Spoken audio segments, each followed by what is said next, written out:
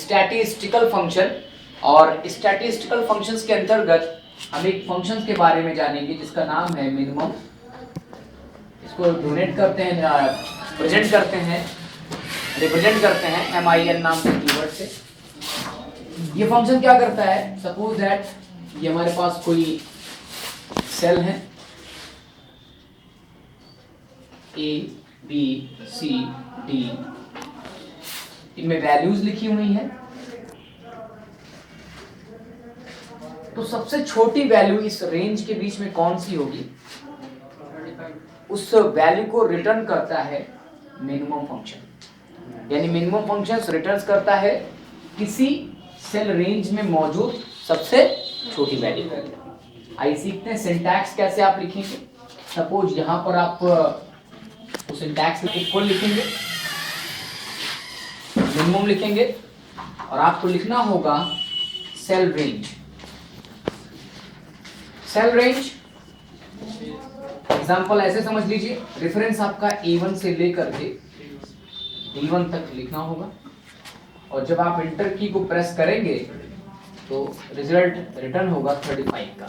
यानी कि कहने का सेंस हुआ A1 से D1 की रेंज में सबसे छोटी वैल्यू कौन सी आ रही है, 35 आ रही है। उसी को मिनिमम फंक्शन रिटर्न कर देता है। इसको एक और तरीका है लिखने का।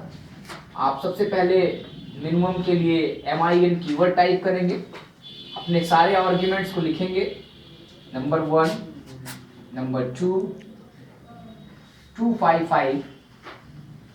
मैक्सिमम आपको पता होना चाहिए कि जो हमारी लिमिटेशन है आर्ग्यूमेंट्स को लिखने की वो 255 होती है। MIN लिखते हुए आप सेलों का रेफरेंस A1, कॉमा आपको मालूम होगा बस कि ये यूनियन ऑपरेटर होता है, A1 B1 C1 और D1 को इस तरह से लिख देंगे। तो इस रेंज में इस यूनियन में आने वाली जो सबसे छोटी वैल्यू होगी वो आपको रिफ्लेक्ट हो जाती है। समझ में आया? फिर यस पूछो। नंबर के बगल में जो कॉमा लगा है, हाँ नंबर के बाद कॉमा लगाया है, ये नंबर है और यहाँ पे कॉमा मैंने लगाया है। और आपको बताया था ना कि 3 तरह के ऑपरेटर्स होते हैं। ये रेंज ऑपरेटर है ना, याद आया? ये रेंज ऑपरेटर हो गया और ये जो ऑपरेटर है, सॉरी ये नहीं रहेगा, कॉमा, इसको यूनियन ऑपरेटर बोलते हैं। आ जाओ, ये आपका यूनियन ऑपरेटर हो जाता है। ये बात समझ गई? तो मैंने इन्हीं ऑपरेटरों की मदद से आपके सामने मिनिमम फंक्शंस को लिख करके दिखाया हुआ है। ठीक, क्लियर हुआ? तो एवरेज फंक्शन मैंने बताया कि एवरेज फंक्शंस रिटर्न्स करता है अरिथमेटिक मीन को दिए गए सेल रेंजों से। आपके पास ये 4 वैल्यूज मैंने लिखा हुआ है ABCD में और इनका आपको एवरेज फाइंड आउट करना है। एवरेज निकालने के लिए आपको जो कीवर्ड एक्सेल की सेल में टाइप करनी होगी वह है एवरेज, और फिर आपको अपनी सेल रेंज यहाँ पर लिखनी होगी इनके पैरामीटर में एज आर्ग्यूमेंट्स में। एग्जाम्पल देखें, आपने इक्वल लगाया और फिर एवरेज लिखा,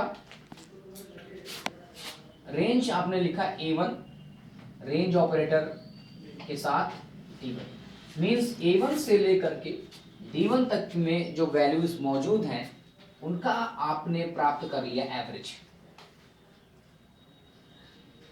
आपने क्या प्राप्त किया उनका एवरेज।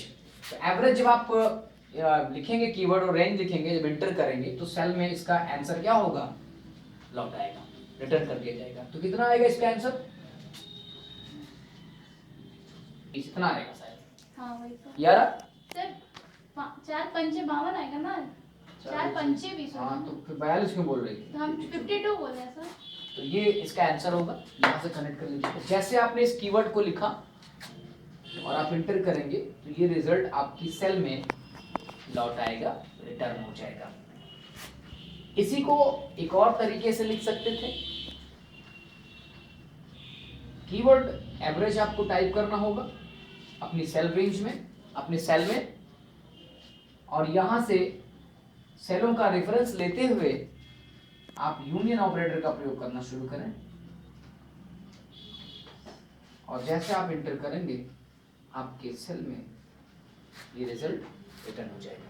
मैंने जो भी चीजें बताई ये सारे फॉर्मूले आपको इस ब्लॉक में लगाने हैं यहाँ पे,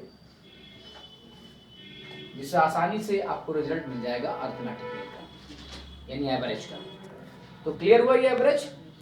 एवरेज पदों का योग बटे क्या होती है? पदों की संख्या। तो आपने अक्सर निकाला होगा एवरेज।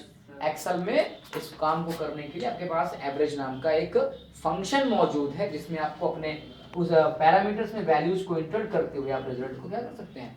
प्राप्त कर सकते हैं, फाइंड आउट कर सकते हैं। बोलिए सर। काउंट फंक्शन काउंट करता है कि आपकी इस सेल रेंज में कितने नंबर्स को लिखा गया है। कैसे? आपको कीवर्ड टाइप करनी होगी अपनी सेल में काउंट और लिखना होगा सेल रेंज। एग्जांपल से समझते हैं इसको। काउंट आपने लिखा A1, रेंज ऑपरेटर का प्रयोग किया और आखिरी सेल जो आपकी है वो है D1। तो आप देख रहे होंगे कि इस A1 से D1 की सेल रेंज में कितनी वैल्यूज लिखी गई हैं? 1, 2, 3 और 4। ठीक। इसी फंक्शंस को लिखने का एक और तरीका है। आप काउंट लिखेंगे और यहां से लिखेंगे नंबर 1, नंबर 2, इस तरीके से 255 आर्ग्यूमेंट्स सर ऐसे लिखेंगे नंबर 1 लिखे जा सकते हैं। हाँ जी। अब ये देखो, ये जो होता है ना, इसको मैं सिंटैक्स बोलता हूँ कि आपको ऐसे फॉलो करनी है, आपको अपनी सेल में ऐसे फॉलो करवाना है। ठीक है। ये भी जो मैंने ऊपर लिखा था ये सिंटैक्स था और इसका मैंने आपको यहाँ से एग्जाम्पल कनेक्ट किया था कि देखो ये एग्जाम्पल है।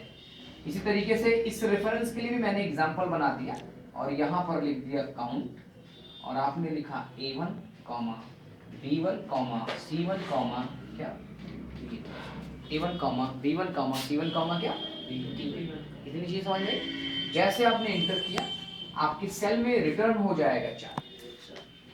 कुछ प्रमुख बातें समझ लो कि अगर इस सेल की वैल्यू को मिटा दिया जाए तब रिजल्ट क्या हो जाएगा? 3, क्योंकि 3 हो जाएगा। ये जो आपका 4 है इसकी जगह पर 3 दिखाई पड़ेगा। वजह, इसके पीछे वजह क्या है? क्योंकि काउंट फंक्शन ब्लैंक सेलों को काउंट नहीं करता है। ठीक है। एक और बात, अगर मैंने यहाँ टेक्स्ट लिख दिया, कोई टेक्स्ट, तो काउंट फंक्शन टेक्स्टों को भी काउंट नहीं करता है। ठीक है।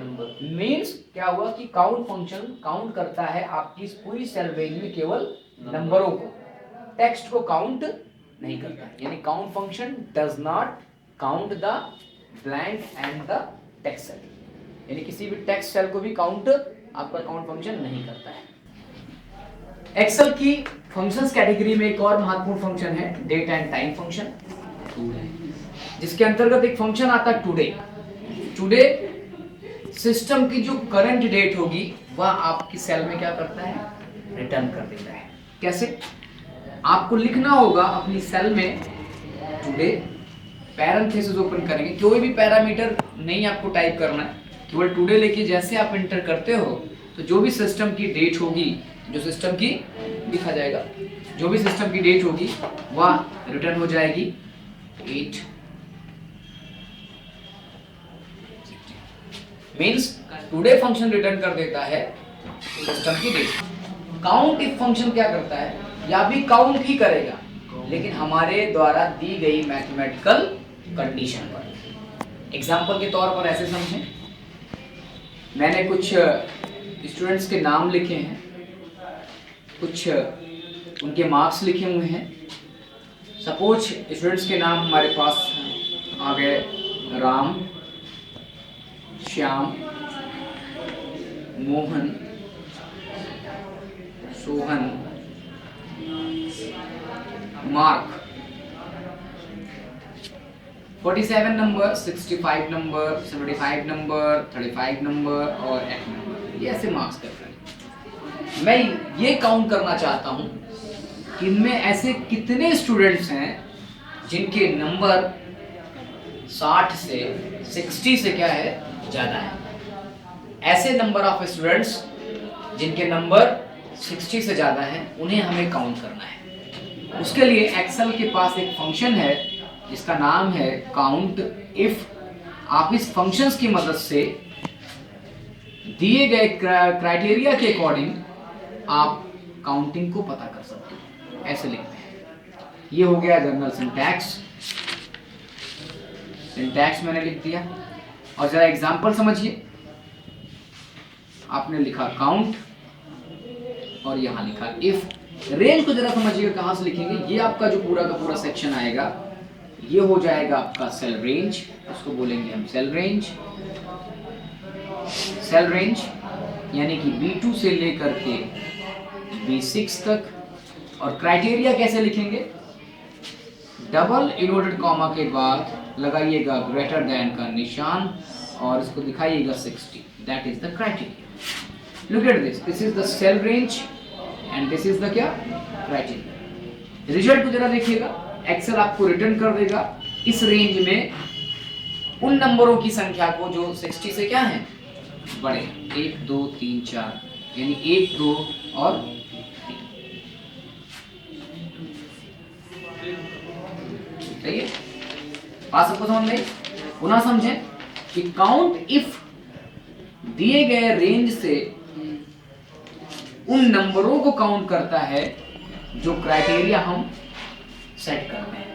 एग्जाम्पल कि मुझे इस लिस्ट से, इस रेंज से उन नंबर्स को पता करना है जो बड़े हैं कितने से, उन नंबरों की संख्या को पता करना है जो बड़े हैं किससे 60 से। तो मैंने लिखा रेंज और यहां दे दिया क्राइटेरिया। और जब ये इसको चेकिंग कर लेगा एक्सेल तो रिटर्न कर देगा क्या अगर यहाँ पे कोई वैल्यू को हम बदलेंगे भी, सपोज दैट इसको 67 कर देते हैं तो ये नंबर बढ़ जाएगा, कितना हो जाएगा 4। ठीक, नोट